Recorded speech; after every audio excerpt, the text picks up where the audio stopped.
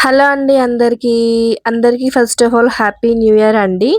ఈరోజు మా హాస్టల్‌లో మార్నింగ్ బ్రేక్‌ఫాస్ట్ వచ్చేసి ఊతప్ప అనమాట. ఊతప్ప ఇంకా చట్నీ పల్లీలు, పుట్నాలు కలిపి చట్నీ ఉంటది గదా! ఆ చట్నీ. ఇంకోటి ఈరోజైతే నేనైతే ఫస్ట్ డే ఆఫీస్‌కెళ్తున్నాను. రేపటి నుంచి వ్లాగ్స్ తీస్తానండి. అంటే డైలీ క్యాబ్ ఎక్కేది మొత్తం ఆఫీస్‌లో అంతా వ్లాగ్స్ తీస్తాను.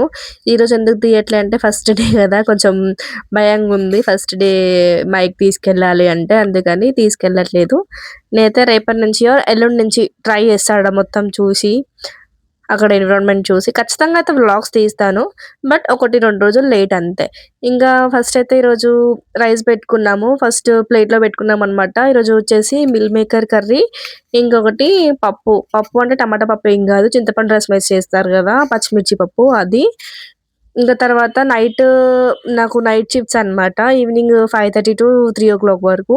ఇంగ నైట్ మనకి ఏముండదు గదా ఫుడ్. ఇంగ మధ్యాహ్నం పెట్టిందే బాక్స్ పెట్టేసుకుంటున్నా నేనైతే. అదే రైస్, ఇంకా మిల్ మేకర్ కర్రీ, పప్పయితే పెట్టేసుకున్నాను.